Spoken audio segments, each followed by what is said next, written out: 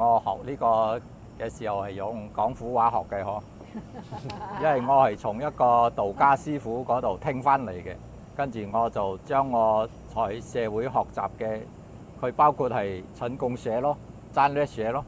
道智慧咯，將佢哋全部融會貫通咧，而設計出呢個叫智能超人嘅嗬，設計出呢個智能超人，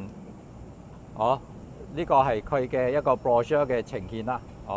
所以你睇入邊有呢個4個大藍圖，就係成個智能超人嘅設計嘅方程式嚟嘅，4個轉變嘅過程，所以大家係跟呢4個藍圖嚟去進行一個 programming 嘅 process 嚟，所以我哋嘅諗法係好清晰、好簡單嘅，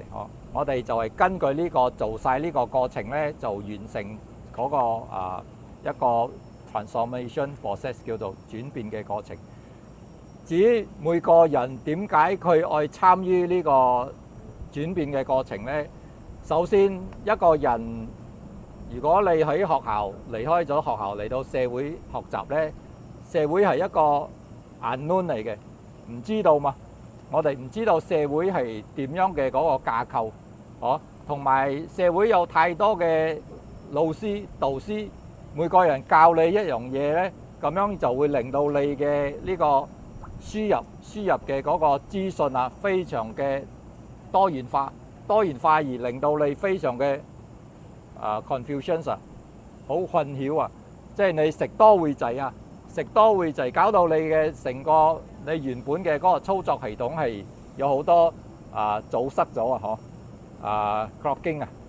所以我通過呢個用大藍圖嘅方式咧，令到去重新清晰。去清洗下你嘅嗰個 system，如果你嘅 engine 行得多，一定又有好多黑油漬，所以你時常要去清洗。好似我哋人都係一樣嘅，我哋每日其實好似我講嘅叫做腦心覺嘛，我哋每日都接受唔同嘅資訊，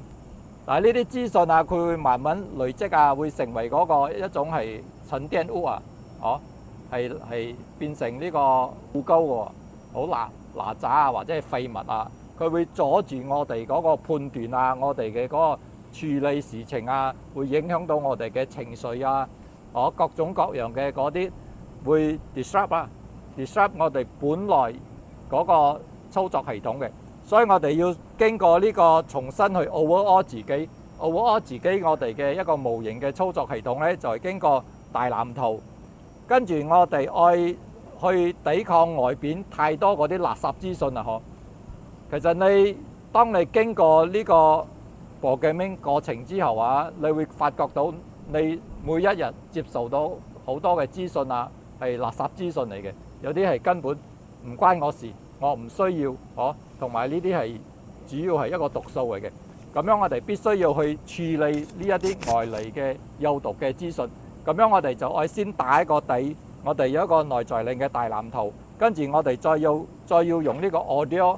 嘅嗰個 languages， 呢啲 languages 係叫做 programming language， 係經過特別嘅編寫個所以入邊好似係一個經文咁樣嘅，係經過特別嘅編寫，佢冇講一個人嘅古仔，佢冇講邊個嘅成功故事，佢淨係講一個人或者每個人佢應該點樣做，點樣去面對呢個社會，去面對呢個事業，去面對呢個人生嘅。所以呢啲經過特別編寫嘅資訊呢，我哋將佢輸入呢，就會成為我哋嘅一個鋪墊啊，一個 foundation， 一個基礎，再加嗰個大藍圖嘅結構呢，就可以成立成個我哋講嘅呢個根據呢4個藍圖嚟進行嘅一個 programming。咁樣最少我哋可以做到可以建立自己嘅一個好強嘅內核。而家佢哋好中意講嘅一個叫做內核，即係強大的內核。我哋係點樣去面對出邊嘅叫做人事物環境問題嘅嗰啲挑戰？最緊要係我哋點樣控制我哋自己嘅呢個腦心覺，跟住我哋點樣去控制我哋對出邊嘅一個反應，跟住點樣去做一個選擇，點樣去做一個抉擇，咁樣佢就會影響每一個細嘅選擇同埋抉擇就會影響到以後我哋人生嘅道路。所以在每一個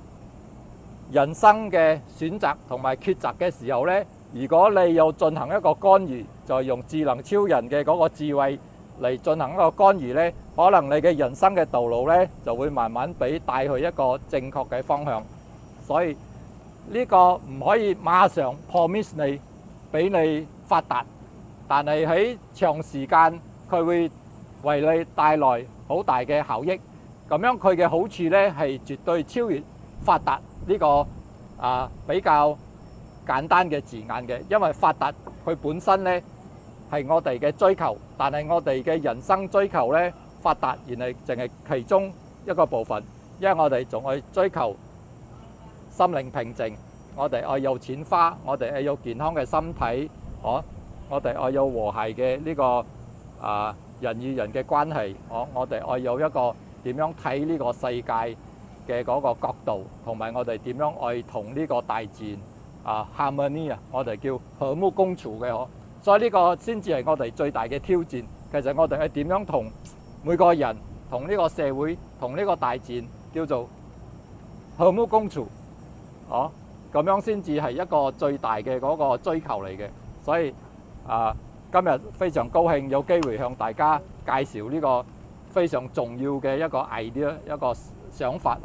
所以我哋會繼續同大家跟進。我哋愛製造嘅係一個平台，因為每一個人佢會嚟參與，每個人佢需要係一個慢慢潛移默化，同埋體驗參與同埋體驗嘅嗰個過程呢，先至真正嘅可以從呢度呢吸取到佢嘅嗰個養分嚟為自己所使用嘅。好多謝。